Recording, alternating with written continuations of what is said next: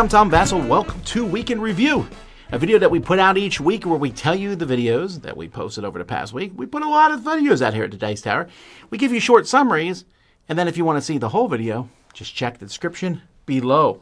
Let's get started. Hey everybody, it's Chris time. This week I took a look at a few games, the first of which was Moon Colony Bloodbath. I gave this one a 5. I want to like it, and I do like it, but it's got some pretty obvious flaws, and it just has this overwhelming feeling of everything falling apart in a way that's not as fun as other games that I mentioned I enjoy more than it. So a 5 out of 10 for me for that one. And next up, we took a look at the second edition of Medieval Academy. This is given an 8. If you have the original edition, I find the original more charming, but this new edition's great. If you've not played it, wonderful card drafting game where you don't play out the cards as you draft them. You form a hand of 5 cards by drafting around the table. Then you only get to play 4 of them out. A nice amount of tension. Very simple game. Great to look into. The last thing we did was Wendy and I did a full spoilers deep dive into the Fellowship of the Ring, the trick-taking game, which Sam Healy actually also reviewed this last week separately on the channel. But we did a full deep dive into all the chapters. If you want to just see what's in there, or if you want to kind of have that shared experience discussion, go check out that video. So that, folks, has been my week.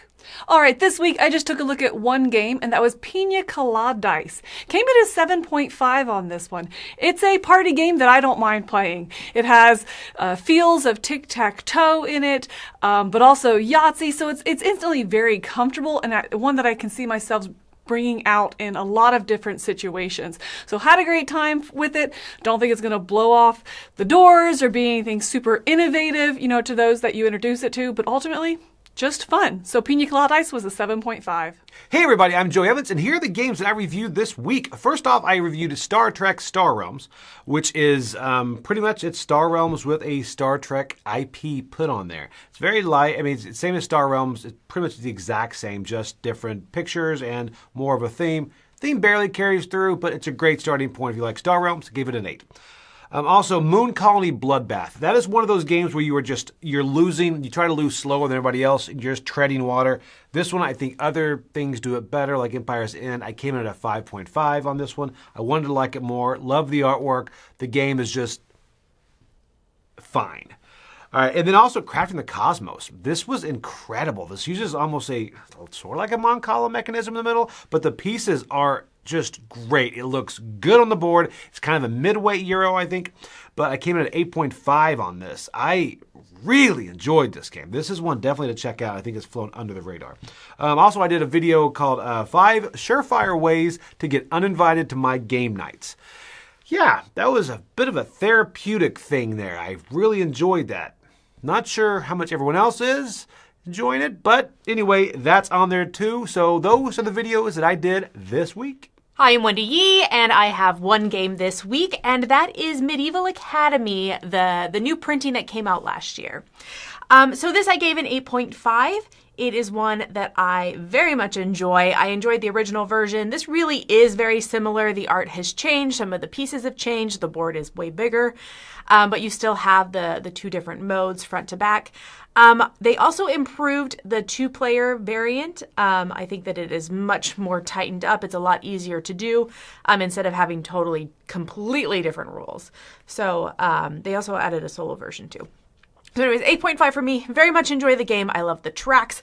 I love the interaction of, and the timing of placing and moving stuff on the track so that you want to be the one in the lead on all the correct tracks by the end for the scoring and stuff. So I think it is a very cool game. Check that out. And let's go ahead and see who is next up. Hey there everybody, it's Mike Delisio, and this week I reviewed a couple of trick-taking games.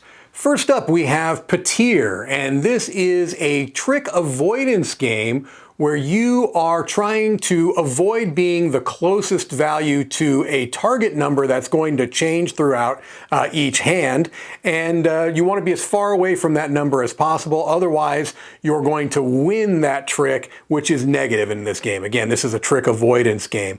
Has a very, very adorable look and theme of pets trying to run away from thunder and lightning, and just a really solid game all around. So that's Patir, a 7.5.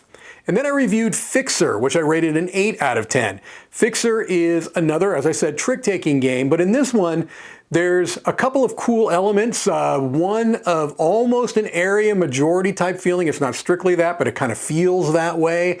And it has a suit hierarchy, so almost like a rock, paper, scissors type of a thing where each suit is strong against one suit and weak against a different suit. And so depending upon what type of trick you're playing, you're going to get either a regular or a critical victory and get more or less points accordingly. And so really, really solid game. That is Fixer. All right, well, that's going to do it for me this week. This is Mike Delisio. I'll see you on the next one. Okay, so I reviewed Garden Geckos, a tile-laying game where you're collecting bugs and some really nice components, but just kind of a meh style game. So 5 out of 10. Builders of Sylvan Dale. Man, I really wanted to like this game. Building these big trees, but it's almost impossible to tell the difference between the buildings and the trees. And then you add in a very kind of boring game, 4 out of 10. Just not very excited. Rumblebots. I wanted to love this game. And there's a lot of things about Rumblebots I like. It's kind of an advanced version of War, but there's a few things. It's a little more complex than I'd like it to be, but I still enjoy it, so I'm giving it a 6 out of 10. Then I reviewed Crafting the Cosmos. This is a fun marble kind of, you're moving marbles around sort of Mancala style to then take actions and build nebulas and stars. Great components, very fun. Thinky little bit of a Euro style game, 8 out of 10. Moon Colony Bloodbath. I wanted to like this game, but there's just something about it. It's building an engine for the first 2/3 of the game, and then the last third, it just falls apart and everyone dies. And you just want to be the last one to die. And for some reason, that everyone falling apart and dying, I don't really enjoy that as much as I thought I would. So that just gets a 5.5 for me. Or 5, sorry, not a 5.5. And then over the week, we did lots of things. We did our top 10 games that started with the letter F. We did our live shows, crowd surfing, and I also started taking a look at some shelves in the Dice Tower library where basically just taking a look at these shelves and showing you what's on them, and so you can see and prepare for when you come to one of our conventions like Dice Tower East. Anyway, that's what I did this week. Thanks so much for watching. Until next time, I'm Tom Vassell, and this has been Week in Review.